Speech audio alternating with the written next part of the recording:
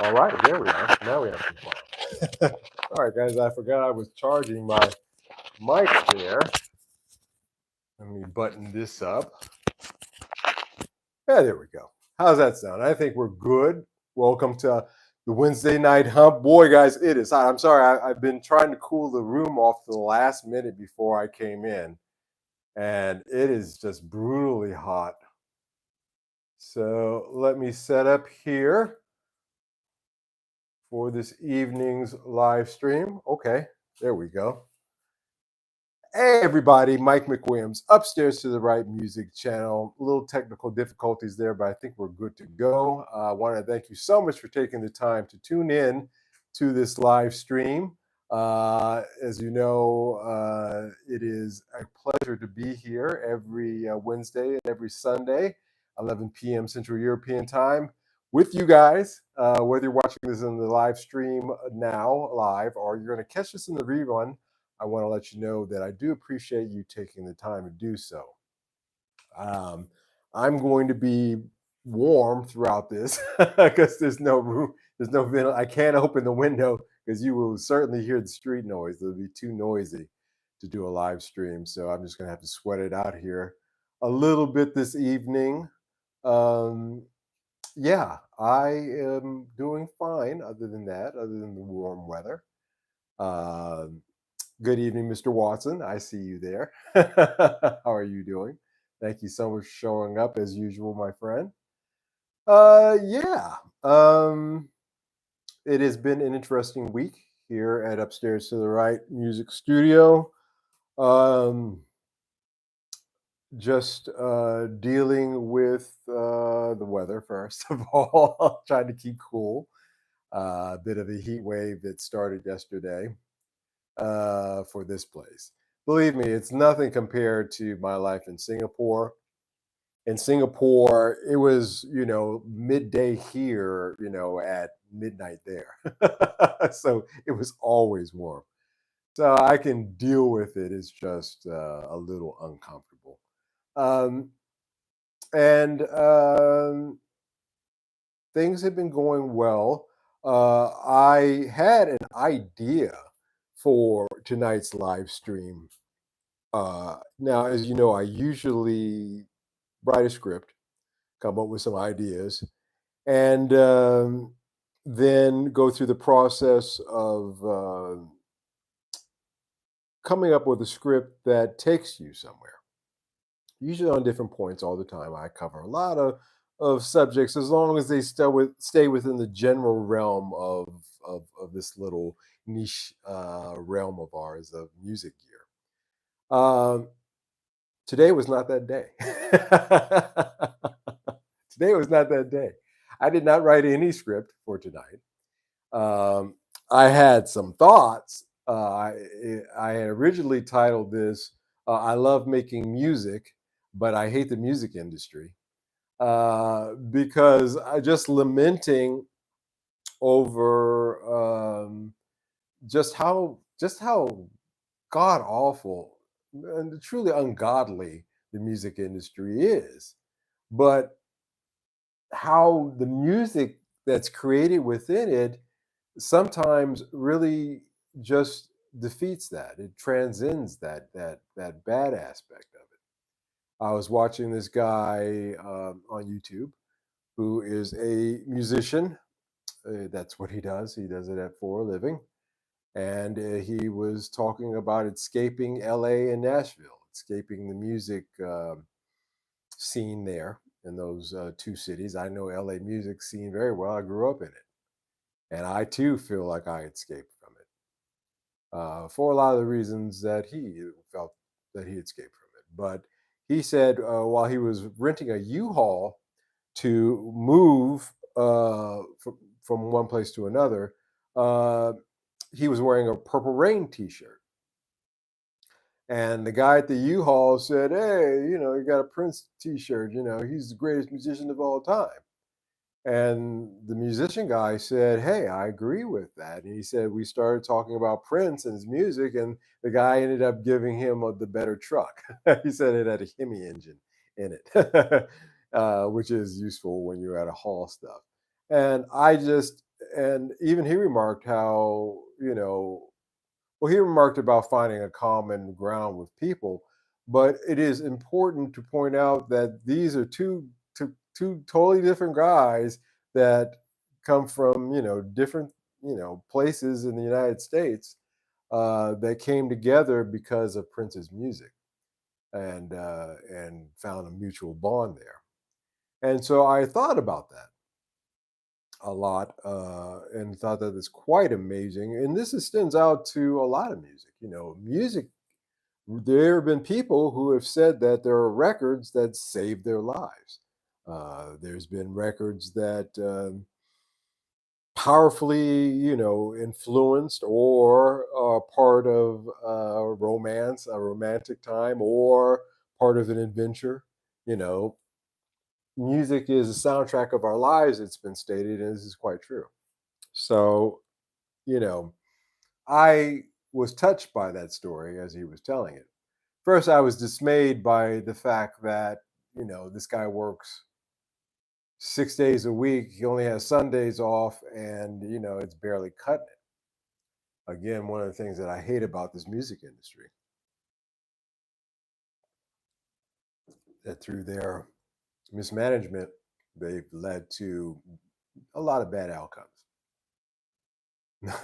Not the least of which the outcome that Prince found himself in. So, you know, I started to go down that direction, talking about that tonight. But then I was like, nah, I'll mention it at first. I usually have some opening banter that I do to open up the live streams, as you guys know. And I relegated that thought for tonight's show down to just an opening kind of monologue, I guess.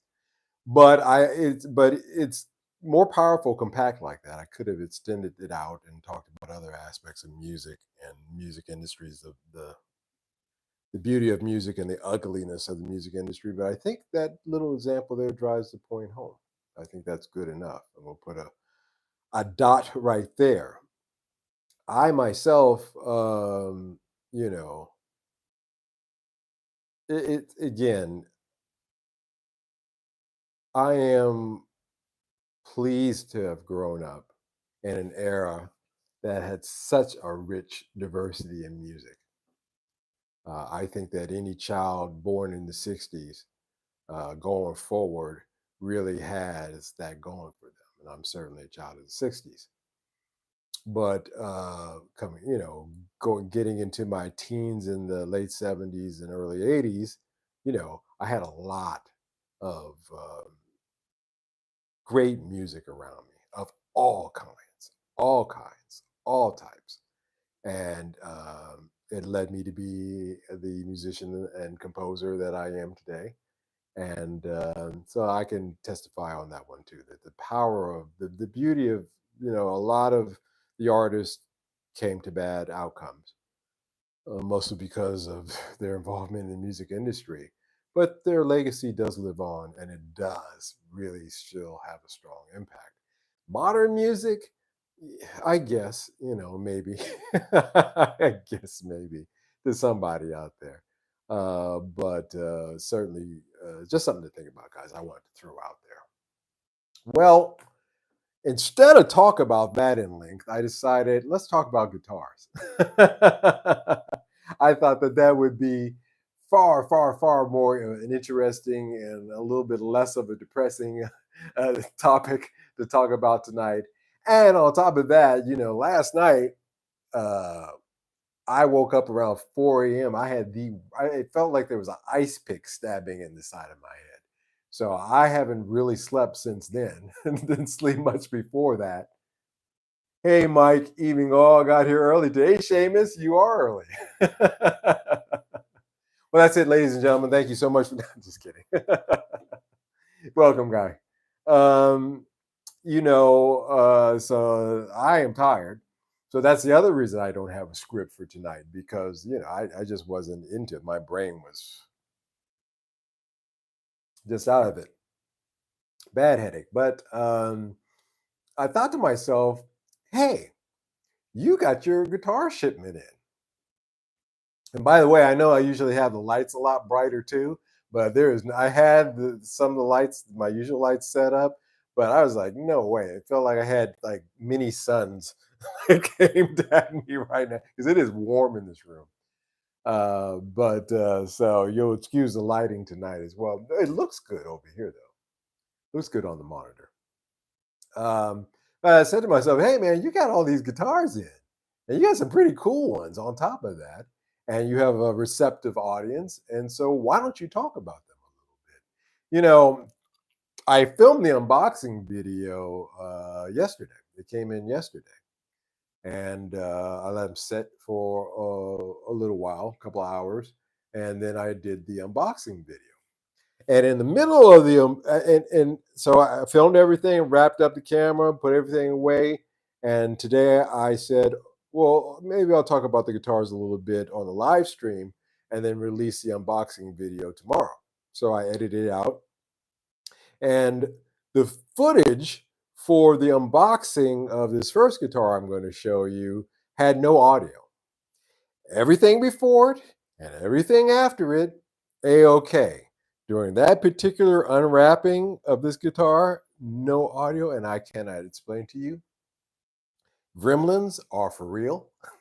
I truly believe it. There are, audio gremlins out there. I can't figure it. So you don't see me, you see the first part of me taking the case out, but then it cuts to the end where I'm sitting there with the guitar. So I didn't get a chance to, in that video, have the part where I was giving a little bit more of the background on it. So I thought I would start out tonight and talk about it a little bit. So this is the first of the guitars that I want to talk about that came in into here at studio that came in that shipment. It is a Stratocaster. I want to show to you guys. So there's the body, back, neck, and still with the factory sticker on it. And there you can see the front that this is a Greco early 60s, which is also easy picker. Is that what it says? Brazen picker, the brazen picker. So this is the Greco brazen picker early 60s from 1978. So this guitar is from 1978. It is 46 years old. And gotta tell you, brazen. I'm sorry, you're right. Brazen picker. Yeah. Thank you. I don't have my reading glasses, so. But 1978, in its original case, by the way, in absolutely, as you can see, not a dent, not a scratch, not a break. That headstock looks like I mean, I didn't polish that. That's how it came. It looks like, it's incredible how the condition of this guitar. And again, it still even has the original identification sticker on the back. Ben, in the house, how you doing? Welcome. We're going to talk about Greco guitars first here a little bit, because I want to talk about now that we have one here in our hand, our physical hands. A picture is worth 1,000 words, as they say. But unfortunately, tonight you're going to get both. But I do want to talk about the importance of these guitars. So this is a 1978 Greco early 60s 700. Again, as I pointed out in the past, when you have 500, 400, 600, 700, 1200, 1800, you're talking about the price in yen at that time for this instrument. So this was a Nanama yen guitar in 1978. And Nanama yen in 1978 was a lot of money. Trust me. Thank you, Ben. I'm not a Strat guy, but that looks sweet. Thank you, Mr. Watson. Yeah, guys, one thing I will say about this guitar is that this is the Stratius Strat. You know, I plug this in, because I get them and I got to check them out, check the electronics out. Do I have to take it down to Fern or not? Is it okay? Is it something I can do at home myself? Check it out. In the case of this guitar, in the case of both of these guitars, I'm going to share with you tonight. Not a thing wrong. Again, amazing for its age. But plugged it into my Fender Champ with that old Jensen speaker in it, and this is the Stratius Strat I have ever heard in my. It's like it's like Glenn over at Spectre Sound Studios said the other day. He on his channel just cracked me up. He said it sounded like assholes frying.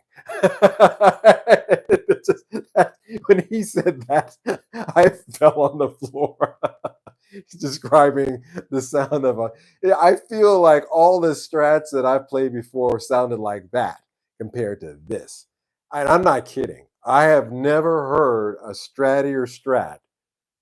It really, I put it in the 4 position because I always start. This is a 5-position switch on this, so we have a 5-position switch on. Very nice. Kick it in the 4 position. That's where I always start out with strats, and I was blown away. It sounds like that. The things that I've had, those Squires that I had, no, it's not this. So that was a musical education or an audio education that I received when I plugged this in. But that's not surprising because with these Greco Strats, in 1978 in particular, the guys from Fender over at the Corona factory were visiting Japan. And they had a strong interest in taking a look at these Japanese copies of their Fender models that were getting such high marks with guitar players, outside of Japan. And of course, that was a time when at the Fuji Gin factory where this was made, um, were inclined to put their best foot forward, and boy, did they! The year 1978 that this came out was a year that they really wanted to show what they could do, and absolutely, without question, what you've got here is a primo strat. If you're into strats, you want to get a fantastic, almost vintage. In another few years, this will be vintage guitar. Hey, you couldn't go wrong with this. But what I really want to talk about is that it impressed those Fender guys so much that just a few years later, the same guys that were making these Grecos, this Greco here, went on to start making the Fender Japan guitars. So the lineage between which, by the way, are well known for their quality, well known for their quality, just as this is as well, because the fact that the Fujigen guys really put their foot into it and wanted to score that deal with Fender. And boy, I've owned quite a few Fender Japan instruments, and I love them all. And having this Greco really is something too. It's something. So there's that. Is it light? No. Seamus O'Brien Pickett's will have 41536 or a similar number, or I believe these are Excels. And by the way, so I've got two. I know about the pickups. So we got two Excels, and this one is a replacement pickup. I don't know if that's picking up, but you can see that it's a new pickup. This is a Fender. What is that? Hot Rod or Blues or whatever, Texas Hot Rod or something that the previous owner put in. So I got two XLs here, two XL pickups, and a Fender down there, pickup down there in the bottom. I didn't find out why or what happened to the bridge pickup on this, that it needed to be replaced. But I'm not unhappy. It's actually pretty nice. So yeah, my favorite Strat pick is bar none. Yeah, I have to be honest with you, Seamus. These XLs, I like I said, it is the sound of a Strat that you would want, and it blows everything else that I've ever heard out the water, especially in that four position. When I demo this, you'll hear it when I do regular content on it. You'll see that, but I agree. I they're gold, and what a lovely guitar. Really hard to believe that this thing is in the condition that it is in its original case, and it's 46 years old. Mr. Rogers in the house. Oh, you thought that was funny, Mr. Watson? I did too. Glenn over at Inspector, that guy cracks me up sometimes. I like him. I knew an engineer just like him back in the 1980s at a studio. I've talked about a Right Track studio. The engineer, and I was like 15, 16 years old. And the engineer that was working that place at the time was just like Glenn. And I always took to guys like that, I guess, for that reason. But yeah, he cracked me up. All right. So, um, so there's that lineage there. So this guitar, these Grecos, the Fuji guys later on started producing Fenders. And again, like I said, they in 1978 when this guitar was made, they really put their foot into it, and they tried to do everything that they could in order to build a quality instrument that stood the test of time. And here, 46 years later, I can say they did a good job. They did a great job, and and quite a score for me. I have to be honest with you. I This is the cleanest 70s Strat that I've seen, regardless of whether it's a Fender or whatever. It is super duper clean. So there's that. It's a good thing. So that lineage there. So all right, let's move on. Let's move on to our next guitar. And by the way, because of the heat and because of my tiredness, I'm going to talk about this subject and then we're going to wrap it up tonight. But I will take my time talking about these because I do want to go through the history of these. So we have that tie-in from the Fujigen Grecos. So I point that out to you that if you feel like the Fender Japan stuff is too expensive, then look at your 700, 800, 1000 series Greco guitars and basses. The Greco stuff from that period, from 77, 78, 79, and you will be, screaming demon, like Belle Biv DeVoe said. You'll be quite happy, quite pleased with what you got, because what you have is a guitar that was kicking Fender's ass so much that they flew over to Japan to figure out where that pain in the butt was coming from. So that lineage there. So again, just a little tip. So Greco's 700 and above, good. Next, we have a guitar that I have wanted to have for a long time. I've wanted to own one of these, and the fact that I do now is still quite thrilling to me. It's the Orville by Gibson. So this is a 1988 Orville by Gibson SG. So this is the famed Orville by Gibson. Not Orville, but Orville by Gibson's. The reason being that here on the back of the neck, you'll see a G with the serial mark. That means that this was a Gibson tricked out in terms of its pickups instrument. Uh, this instrument came with two possibilities for Gibson pickups in it, either the Bill Lawrence pickups or the 57 Classics. Whoever owned this guitar, in my opinion, I know there's a lot of fans of Bill Lawrence pickups out there. and that's why they're about 350 a set when you can find them. But I'm not a big fan of them, and I'm glad that the previous owner of this guitar, again another one owner guitar, decided to put in Seymour Duncans, the two and the SH2 and the SH4. And I know these pickups. I own this set before, and a previous guitar that I had in Singapore. And so I was pleased to say, hey, I got that.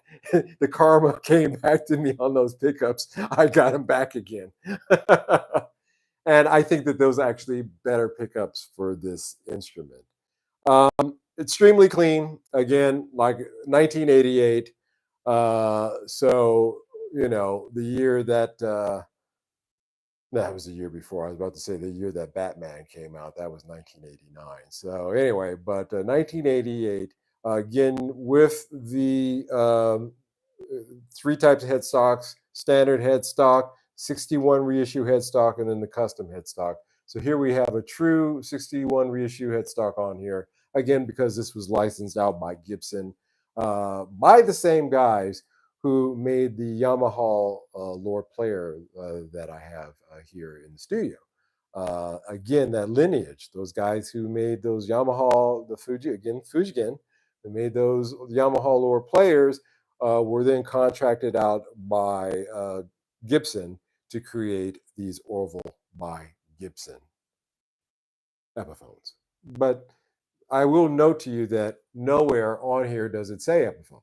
So these are actually something, in my opinion, you hear them referred to as Orville by Gibson Epiphones. But I do believe that since this was licensed out by them as just its own thing, and it was only a 10-year period they did this, 88 to 98, that these are something all in unto themselves. This is the lightest SG that I've ever held in my hands. In the video, I can do it here. I can hold this thing in one hand. It's got perfect balance to it. No neck dive to this thing.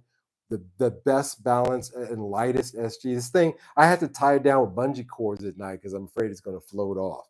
That's how light this thing. This is the lightest SG ever. That's really the stunning thing I can say about it. And you can imagine, it's a rock and roll machine or a jazz machine.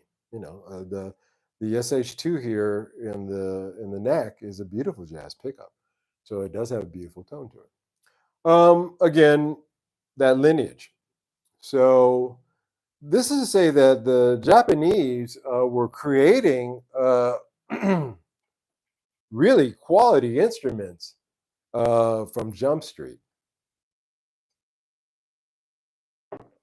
And so much so that the people that they were copying came over and said, hey guys, you think maybe you can make some of these for us? And the Japanese said, sure, no problem. We've already been doing it anyway. And so we have these two fine examples of 78 and 88. So these guitars are 10 years apart in age, 36 years old and 46 years old, respectively. And it's hard to imagine, where they where they went from there. It's the golden age of Japanese guitars. I believe that, honestly, Frederick Rogers in the house. Michael Watson says, "Damn, I like that." Yeah, man, you would love this. This thing is, like I said, this is nice as I don't. I've had quite, as you guys can see, I've had through my past videos, I've had quite a few SGs, quite a few. This one,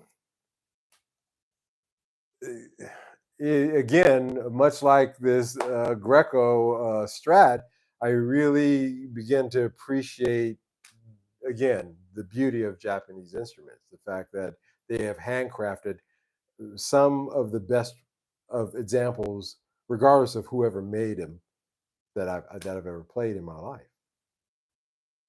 So,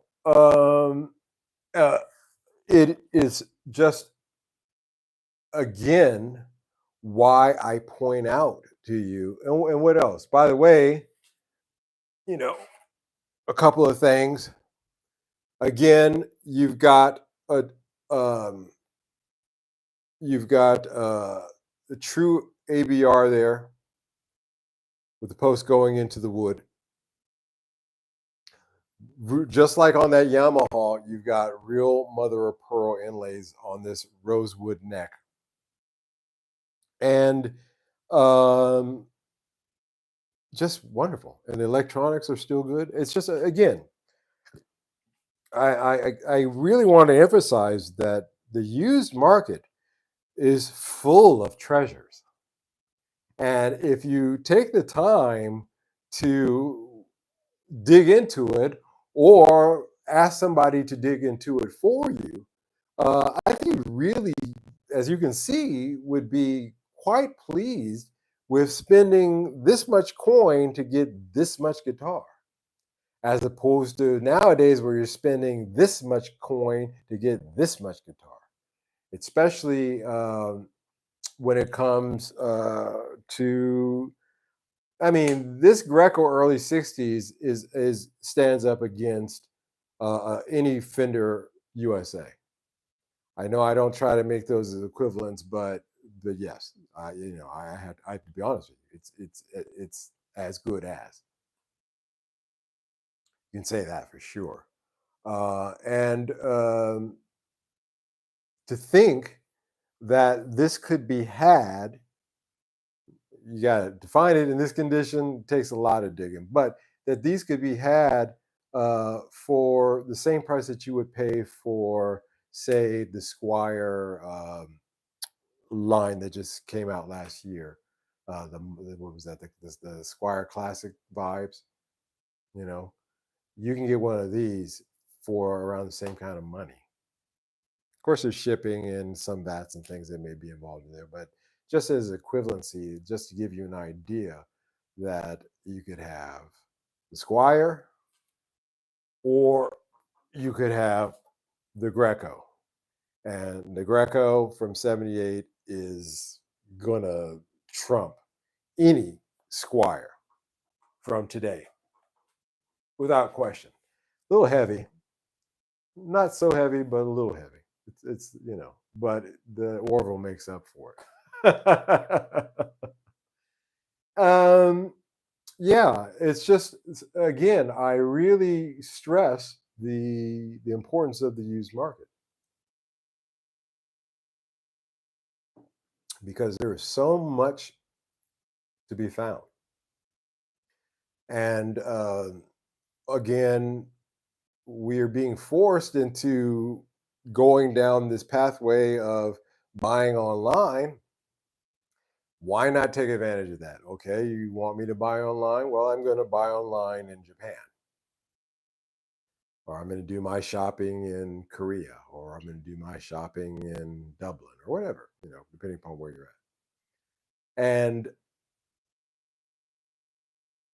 breaking free of going to the sweet waters, going to the guitar centers while they last, and really finding out that there are some great, great, great guitars out there in the used market. I mean, you can call this is what I often talk about Japanese new used is as good as American new. This is what I'm talking about. This is a classic example. When I make that statement to you that the Japanese keep their guitars so nice that there's no way that I have seen equivalent strats from 1978, and none of them are from Fender, and none of them are in good condition like this one is. Okay, that's the first thing.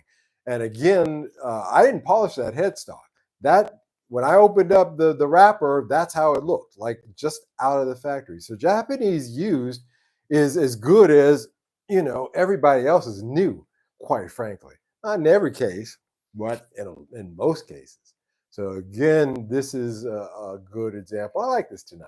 I have examples to back up my statements that I've made in the past, and that's a good example of that. You know, I'm gonna the fretboard's a little dry, but I can remedy that. I've got just a thing for that. But other than that, it's good to go. This thing could rock on for another 50 years. No problem. Can't say the same thing about myself. I really can't. But that Greco sitting here next to me theoretically really could. And that's an amazing thing, too. And again, like I said, it's a 78. So that means in 6 years, it's going to be a vintage guitar. It's going to be considered vintage. And I got a feeling that these Japanese higher end, like this one, guitars from the 70s, are not only going to hold their price, but they may actually hold their value and keep with inflation. In other words, you know, it rises at least, provides a buffer at least 10% above the rate of inflation on a good investment guitar. And I think that the Japanese models from the 70s, like this one, may end up being that way. So I'm going to try to find some more of these. The condition is very important. And so that is part, that's a big part of the battle. But keeping that in mind, leading and going as the years go on, I really want to start getting these because I think what you're going to start hearing and seeing out there in the guitar world and guitar player magazines and things of that nature, especially when we get into 2025 and 2026, to start seeing these articles talking about, hey, guess what? Your 70s Fender that you didn't, or your 70s Gibson that you thought was a piece of crap because its pancake body is now a vintage guitar. And, and somehow magically it's going to, you know, it's going to go up. And this crazy ass market, maybe it will. But I know that when the tide goes up, all ships rises, and that 70s vintage tide will raise up the better quality Japanese guitar for sure, like this Greco here. So again, something, you're buying it because you want to play it, you want to rock it, you want to take care of it, keep it nice. But you do want to, in the back of your mind, know that, this is a win, win, win, win all the way around. This is a win, win, win all the way around when you find these kinds of guitars in the used market, because the potential of them is fantastic. Not only that, but they're just great instruments and fun to play. Fun to play. And I really admit I am a Les Paul guy.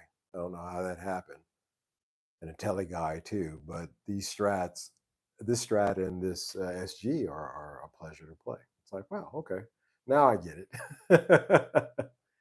So there's that. So very happy with these. Like I said, the unboxing video that I did, I got through the unboxing of the Orville by Gibson, but that was the star of the show. Thank God I did that one first. But for some reason, the audio just was out on the Greco unwrapping. And it's just the oddest thing. So when that video comes out, at least you guys will know at least why. He's like, oh, well, let's take a look at what's in here. And then it cuts to me sitting with, the guitar next to me. But in any case, here it is. And so I will be digging into it a little bit. These two aren't going anywhere anytime soon. These I want to put away for a while. I certainly want to take them to Vinendal, to the Vintage Guitar Show, to display. I'm thinking about setting up a booth there this year for the first time. So I'm looking into that. Fern tells me that he rented a booth there before, and it's relatively inexpensive. So I'm thinking about renting a booth, and if I do that, I would certainly want to have these two with me, because I think that these are two great guitars to show off. So I'm going to hold on to these for a while. So you'll be seeing these. So I will be doing content revolving around these guys, just to talk a little bit more about them. It's just also for YouTube's sake, for cataloging these instruments. Uh, when they come through, and if somebody has the time and the ability to document it and put it up on YouTube, for future people when they're looking for these instruments, they have just that much more information. There's not a lot of information about these early 60s. You'll see a bunch of guys playing them, which is great, but what is it? Where did it come from? Why is it great? What is it made of? Well, those are the kinds of things I think are more helpful. So now that I have one, I can add that to the discussion. So that's a good thing. I put up my video of the Yamaha Studio Lord. If you guys haven't checked that one out, please go take a look at that. Binary Bat. I got 3 70s Greco Les Pauls. All were under 500 pounds and way cool. Yeah, like I said, you can find them. You can find them out there, and it's not. Yeah, there is a cool factor to it, but there's just the factor like, holy crap, this thing rivals the American Fenders without any question. I've played enough Strats now by everybody to know when I'm holding a proper Strat in my hand. That's a proper Strat. Without any question. Again, which is one of the reasons why they later on started making Fender Strats. Yeah, pretty awesome and not expensive. The secondary market, guys, the secondary market. Really, really important for you to go and take a look at that because a lot of jewels out there. What gets to me is I have to do it all over again. Now that this shipment is in, pay the invoices, now I got to start the safari again and look for what's going to come in next month. And it's exciting and daunting at the same time. And but I am glad to be doing it, that I can document these and that I can share them with you guys and we can talk about them. Because as Prince said, those kind of cars don't pass you every day. These kind of cars do not pass you every day. So that's all right. I will not be the final owner of these. It's unfortunate that I can enjoy them for a little while, but it is a business. They have to move on. But while they are here, they will be documented for sure. So there's that. Let's see, where are we at here? What are we doing? We're 42 minutes into this. Guys, I'm not even gonna lie to you. I'm not gonna even try to front. I'm not going to try to obfuscate. I'm not going to try to deny the fact that I am running on fumes right now. I think you can hear it in my voice. Don't have my usual perky cheerleader voice. Come on, guys, let's go. No, not tonight. I'm wore out. But I did want to share these with you, kind of a preview of these for my live stream guys, so that you can see them first before I put out the crappy unboxing video or the half unboxing video that's coming on these this week for these, and have our Wednesday night hump discussion here. I am going to call it early. Usually I go an hour or so, maybe even an hour plus. Tonight I'm calling it short. I'm calling it right here because I cannot go on. Must sleep, and all of that. I want a cold drink too. So I appreciate you guys showing up for this very short live stream where we talked about these Grecos and these Orville by Gibson guitars, and take a look at the video that's going to come up my regular content this week that will unbox them, like I said, and then we'll deep dive into them as we go forward. Yeah, we'll do that. I got a new pedal in, a noise gate pedal. I told you guys. I want to talk about that noise gate pedal because I do believe that there is a price that is too low for a noise gate pedal, and I think I found that one because this is the crappiest noise gate pedal either. It's like, it's got the hard and soft switch on it, then you've got the single knob to determine the rate. of noise cancellation, it's either the minute you get at the 12 o'clock position, no signal goes through. it's, it's a sound gate. It's a me. It's in there. I don't have. I should have brought it, dog. I'll bring it on Sunday. It's about the size of this. Well, this is an excellent pedal, but it is the shittiest. So I want to do a show about that. I want to, because now I got to find another noise gate. So what's the what is the cheap where you can go too cheap on a pedal? And where's the sweet spot? So maybe I want to talk about that one of these days because boy, do I have a good example. Thank you, Mr. Watson. Thank you, Ben. Thank you, Frederick. Binary Bad, thank you. Seamus, as always, thank you so much. Ben, want to thank all of you guys for taking the time to show up tonight for this abbreviated live stream. But anyway, we got some good stuff in here tonight.